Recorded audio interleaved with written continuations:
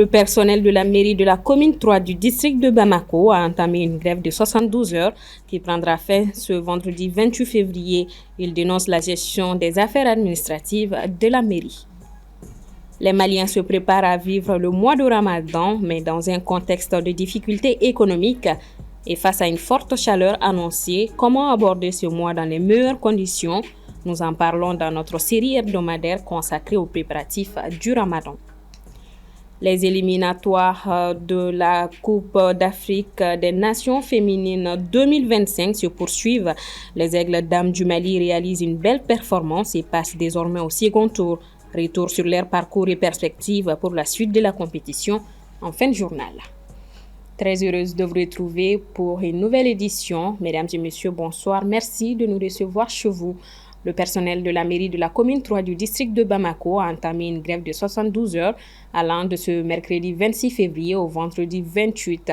Il dénonce entre autres la gestion des affaires administratives de la dite mairie. Djeneba Samaki.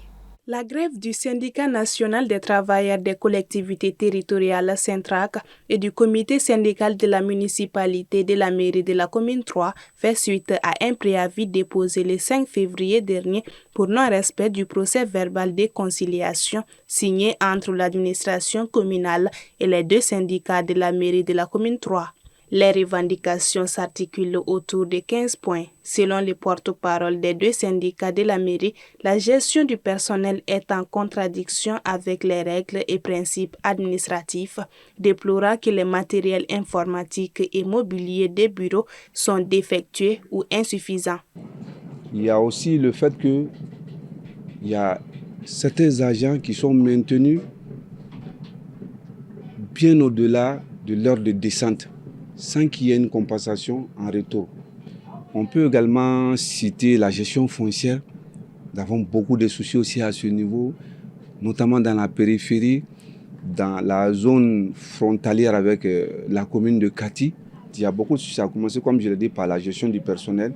Quand on évolue et les dépenses qui sont faites, nous jugeons ces dépenses-là soit exorbitantes, soit non opportunes. Dans une mairie, élus et agents doivent concourir à la mission de développement local et les ressources à disposition doivent être judicieusement utilisées à cette fin. Cependant, en commune 3, les ambitions semblent être ailleurs, a indiqué les responsables syndicaux. Au lieu de faire face aux problèmes posés, on essaie plutôt de les contourner. Des engagements ont été pris. Il aurait suffi de respecter ces engagements-là. On n'en serait pas là. Mais au lieu de cela, on préfère contourner. On préfère intimider le personnel. Tantôt, c'est des coups foirés, c'est des demandes d'explication, au point que la situation a négativement évolué, au point que le dialogue est devenu très difficile entre nous parce qu'il y a une véritable crise de confiance entre le syndicat et l'administration de la mairie. Au regard de la non-satisfaction de l'aire d'audience, le personnel de la mairie de la commune 3 ainsi que les centres secondaires d'état civil observent depuis ce mercredi une grève de 72 heures reconductible. Madame la maire de la commune 3 n'a pas encore réagi pour l'instant. Dans environ 2 jours, nous entamons le mois sacré du Ramadan. Les Maliens se préparent à vivre cette période de jeûne, de prière et de partage de repas festifs. Cependant, comment préparer ce mois dans un contexte de pauvreté généralisée, de difficultés économiques croissantes et de fortes chaleurs annoncées? Préparatifs du Ramadan, un défi multiple qu'on aborde dans notre série de la semaine avec Soumaïla Fani. Dans des jours, le mois béni du Ramadan s'installe, une période où de nombreuses familles maliennes doivent concilier les besoins alimentaires quotidiens avec les dépenses supplémentaires liées à la préparation des repas de rupture du jeûne. Et cela dans un contexte de pauvreté généralisée et de difficultés économiques croissantes. À ce moment-là, faire des courants, les gaz, tout augmente maintenant. Par rapport aux pays, chaque Ramadan, on a habité de ça. Vraiment, si les dirigeants ont envoyé pour parler avec les grossistes là. Il n'a qu'à diminuer les secrets comme l'alimentation là. Ça nous arrange beaucoup. Le Ramadan, d'abord, c'est un mois qui est béni, ça nécessite beaucoup de dépenses, surtout des dépenses supplémentaires. Vu le contexte actuel du pays, je pense que c'est pas facile quand même pour un chef de famille de s'en sortir et supporter les dépenses à hauteur de souhait. Face à ces défis, de nombreuses familles seront contraintes de réduire leurs dépenses et de s'adapter à des conditions de vie plus modestes pendant ce mois. Il est évident que nous vivons dans un contexte très très difficile, un contexte caractérisé par une crise énergétique, on va dire historique sans précédent, mais également une situation d'augmentation de prix. C'est devenu un phénomène culturel chez nos commerçants au Mali. Pendant les périodes de fête, pendant les périodes de Ramadan, les produits qui sont sollicités ont tendance on découvre que ces produits-là ont tendance à augmenter en termes de prix. Donc, comment y parvenir? Je pense qu'il faut déjà avoir une activité économique, mais aussi et surtout, il est évident que en matière de gestion de dépenses, il faudrait avoir ce qu'on appelle une aptitude de gestion rationnelle. Être capable de prioriser un certain nombre de phénomènes qui prennent le dessus sur certains autres. Sur le plan macro, moi je pense que l'État doit être capable, si ce n'est pas déjà fait, parce qu'à l'heure actuelle ça doit être déjà fait, d'avoir un dispositif de stock conséquent par rapport à un certain nombre de produits qui sont demandés. Au-delà de ces défis, le délestage persistant et les températures élevées s'ajoutent aux difficultés. C'est pourquoi, face à la crise énergétique, la société EDM SA prévoit d'assurer la fourniture d'électricité pendant 19 heures par jour durant la période du Ramadan. L'épisode 2 de la série a retrouvé demain. Direction Badjangara, environ 51 ménages déplacés internes sont de retour dans leur localité d'origine. Une démarche qui s'inscrit dans le cadre de mission régionale d'appui à la réconciliation du gouvernement. Aminata Keita. Ce retour de plus de 51 ménages déplacés internes à Badjangara s'est effectué dans le cadre des missions de l'équipe régionale chargée de la réconciliation, une mission mise en place par le ministère de la Réconciliation en vue d'identifier les ménages déplacés en raison de la situation sécuritaire. Ces retours ont aussi été possibles grâce à des garanties sécuritaires, nous confient des sources locales. Actuellement, les familles qui sont revenues, ces familles-là sont ressortissants des zones qui sont actuellement sous contrôle de l'armée et qui sont sécurisées. La pression militaire exercée par l'armée aujourd'hui sur les groupes terroristes dans le centre du pays, et particulièrement dans le pays d'Ogon, a joué un rôle très important aussi dans le retour de ces déplacés. Dans ces derniers temps, depuis le début du mois de janvier d'ailleurs, il y a eu quelques sursauts des groupes terroristes pour un peu ébranler les nouvelles autorités qui ont été mises en place. Vous savez que le gouverneur de Badjangara, il est tout nouveau. À Douanza aussi, ils ont reçu un nouveau gouverneur. Avec le déploiement massif de l'armée dans la zone et avec leur collaboration réussie avec les groupes de défense, nous pouvons noter quand même qu'il y a une nette amélioration de la situation sécuritaire. Ce retour de 51 ménages déplacés internes, dont 35 femmes, constitue la deuxième vague de retour au pays d'Ogon. Une première vague de 16 ménages avait rejoint Badjangara le 3 février 2025. À noter que selon les sources locales, ces retours sont sur la base du volontariat pour les familles qui sont d'accord et qui ont voulu retourner à leur localité d'origine.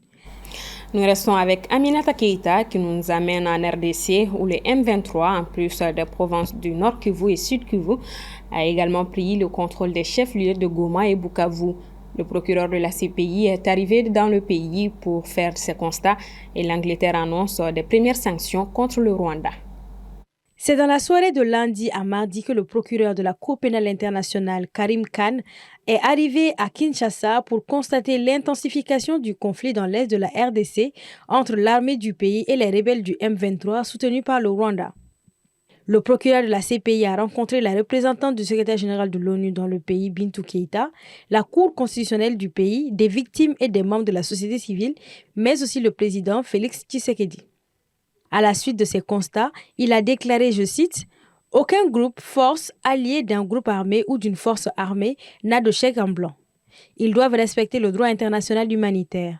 On doit percevoir que le droit est appliqué et nous allons voir si le droit international pénal peut supporter les exigences des populations de la République démocratique du Congo, à savoir l'application uniforme de la loi. » Fin de citation. Présente à Genève pour le Conseil des droits de l'homme à l'ONU, la première ministre Judith Suminwa-Tuluka a déclaré, je cite, « Depuis le mois de janvier 2025, le conflit a provoqué la mort de plus de 7000 compatriotes, dont plus de 2500 corps enterrés sans être identifiés et plus de 1500 corps traînent encore dans les morgues. » Fin de citation. On est confronté à des cas de choléra, de mpox, de tuberculose, et donc il est important qu'on puisse assurer vraiment cette ouverture d'un couloir humanitaire pour venir en aide aux personnes déplacées. La question aujourd'hui est de se poser, à laquelle il faudrait se poser, c'est de savoir exactement à qui le Rwanda revend les minerais qui proviennent de cette exploitation illégale de ressources. Et donc, nous dénonçons, l'exploitation illégale de ces ressources par le Rwanda, particulièrement, notamment aussi pour ce qui concerne l'or. Vous savez, le Rwanda n'a pas d'or dans son sous-sol, mais elle est un grand exportateur d'or. Donc, il faut se poser la question, d'où vient cet or-là? Pendant ce temps, le Royaume-Uni, dénonçant une violation inacceptable de la souveraineté et de l'intégrité territoriale de la RDC, a annoncé un certain nombre de sanctions contre le Rwanda, notamment la suspension de son aide financière bilatérale au Rwanda, à l'exception des programmes britanniques destinés aux plus pauvres et aux plus vulnérables. La communauté de développement de l'Afrique australe et la communauté des États d'Afrique de l'Est ont nommé les ex-présidents kenyans Uhuru Kenyatta, le Nigérian Olusegun Obasanjo ainsi que l'ancien premier ministre éthiopien Haile Mariam Desalegn comme facilitateurs du processus de paix des deux communautés dans l'Est de la RDC. Les trois facilitateurs ont pour objectif un cessez-le-feu immédiat et inconditionnel, l'accès de l'aide humanitaire et la sécurisation de l'aéroport de Goma. Selon l'ONU, ce sont quelques 4000 soldats rwandais qui ont aidé le M23 à prendre le contrôle de Goma et Bukavu, chef-lieu des provinces du Nord Kivu et Sud Kivu. L'ONU, qui dénonce des milliers de morts, affirme redouter un embrassement dans la région, faisant craindre pour beaucoup d'experts une répétition de ce qui a été appelé la Deuxième Guerre du Congo entre 1998 et 2003, qui a impliqué de nombreux pays africains et entraîné des millions de morts par la violence, les maladies et la famine. Sport à présent, les éliminatoires de la Coupe d'Afrique des Nations féminines se poursuivent. Bonne entrée des Aigles dames du Mali qui passent désormais au second tour. Asetoumani Koulibaly. Après sa victoire écrasante 6-0 au match aller contre le Gabon le 20 février dernier à Libreville, la sélection nationale féminine était déjà certaine de voir le reste de la compétition. L'équipe vient de confirmer sa place grâce à sa seconde victoire effectuée hier mardi 25 février au stade 26 mars de Bamako sur un score de 4-1 contre les Panthères du Gabon. À l'issue des deux rencontres, le Mali dispose de 2 buts inscrits, un seul encaissé. Un exploit qui lui octroie désormais une place dans le second tour. La mayonnaise a pris lors du match aller et au retour ici à Bamako, les Maliennes savaient qu'elle avait déjà pris le large. Du coup, c'était un match sans enjeu majeur. C'était, si j'ose dire, pour la simple formalité. Elles ont quand même gagné. Mais cependant, tout n'a pas été rose parce qu'on a marqué moins de buts par rapport à l'aller et on a encaissé. C'est ce qui m'inquiète beaucoup. Cela voudrait dire qu'il y a eu quelque part un manque de concentration de la part des pouliches du sélectionneur Mohamed Saloum Houssé. Le but gabonais, c'est sur une erreur défensive, incompréhension entre gardienne et défenseur qui a occasionné ce penalty transformé par l'attaquante gabonaise. Pour le consultant, l'équipe doit tirer profit des erreurs commises lors des deux rencontres afin de mieux disputer les matchs du second tour. Vous avez beau gagner, mais il y aura toujours des choses à améliorer, et notamment au niveau de la ligne défensive. Il y a beaucoup de choses à revoir là-bas parce que j'ai l'impression que la communication ne passe pas très bien entre la gardienne et ses défenseurs. Sinon, au niveau du milieu de terrain ainsi que le secteur offensif, le courant passe très bien. Désormais qualifiés pour le second tour au compte des éliminatoires de la CAN féminine 2026 prévue au Maroc, les Aigles dames connaissent déjà leur adversaire. Il faut noter que le 8 février dernier, la Fédération malienne de football assurait que tout était mis en place pour permettre aux joueuses de disputer les matchs comme il faut. Il est attendu du coach Mohamed Saloum Houssé et ses joueuses de gagner autant de matchs que possible. Voilà, c'est sur cette note sportive que se referme ce 1945. Merci à vous de l'avoir suivi. À demain pour une nouvelle édition. Bonsoir à tous.